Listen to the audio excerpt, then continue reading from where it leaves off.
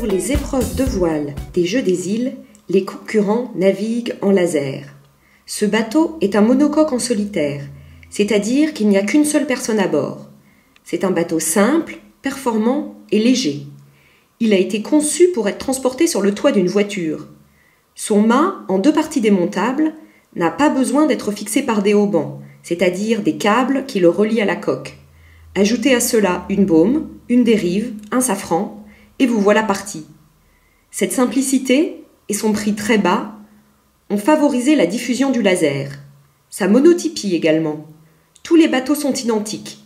Ils sont construits dans quelques usines agréées suivant un plan très précis. Ainsi, tous les coureurs régatent à armes égales et aucun n'est favorisé par un meilleur matériel. Lancé en 1971, le laser est aujourd'hui le dériveur le plus répandu au monde. Il est devenu série olympique en 1996. Son succès auprès des compétiteurs et des écoles de voile n'a jamais été démenti. Le laser a vu éclore une véritable pépinière de champions qui ont fait leurs armes sur ce bateau avant de passer sur d'autres supports. Visite guidée avec Solène Brun. Le laser en fait est accessible à trois types de population, je dirais. Donc le laser standard, qui est la série olympique pour les garçons, donc c'est des gabarits à peu près de 80 kg, plus ou moins 5 je dirais, 80 kg. Donc c'est une voile c'est elle qui est la plus grande en superficie. Ensuite on a la voile radiale qui est donc le support olympique pour les filles. Donc là on est sur des gabarits aux alentours de 65 kg. Et ensuite on a le 4.7, donc là c'est je dirais l'accession au laser pour les plus jeunes, donc des gabarits plus légers qui n'ont pas encore la taille et le poids pour passer ou en radial pour les filles ou en standard pour les garçons. Donc ça simplifie parce qu'on a tous la même coque et après c'est juste le gréement qui change, notamment le bas de mât pour le radial et le 4.7 et la voile. Donc. On a grosso modo 4 commandes principales. Donc la plus importante c'est le halba, donc qui nous permet notamment de descendre la baume. On a le Cunningham, donc qui permet de travailler notamment sur tout le volume de l'avant de la voile, et la bordure qui travaille sur le volume du bas de la voile. Donc voilà à peu près nos 4 commandes avec bout.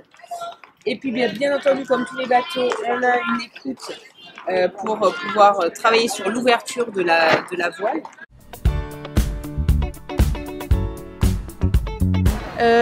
Des petites choses supplémentaires peut-être pour se faciliter la vie en laser, donc une girouette à l'avant du mât qu'on peut aussi mettre en tête de main, un timer à ce niveau-là pour pouvoir prendre les départs et pas toujours avoir le regard bloqué sur son poignet, un compas éventuellement, ça peut aider.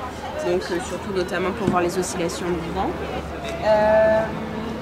Voilà, une sangle de rappel confortable, c'est quand même pas mal aussi. Voilà un petit peu les petites choses qu'on peut rajouter pour customiser son bateau et se rendre la vie plus facile. Le principe donc c'est de faire du rappel dès que les conditions météo le permettent. C'est ce qui rend le bateau très physique et donc assez difficile. La sangle de rappel est ici, donc on a les pieds dessous, les fesses à peu près au niveau du liston, et puis après c'est une position de rappel où on travaille les abdos, les cuisses, voilà. Le laser, c'est un bateau qui est plutôt lent, catalogué de lent. Donc c'est-à-dire qu'au pré, c'est un bateau où il faut un énorme investissement physique dès qu'on est au rappel pour pouvoir avancer un peu. Et je dirais que le moment un petit peu d'extase en laser, c'est le portant parce que c'est un bateau qui surfe très facilement. Alors il est assez instable pour les novices, mais dès qu'on maîtrise un petit peu l'assiette latérale du bateau, on peut vraiment commencer à s'amuser parce que c'est un bateau qui surfe très très bien. Moi j'ai souvent l'impression d'avoir une planche de surf sous les pieds et donc c'est ce qui rend le bateau agréable au vent arrière.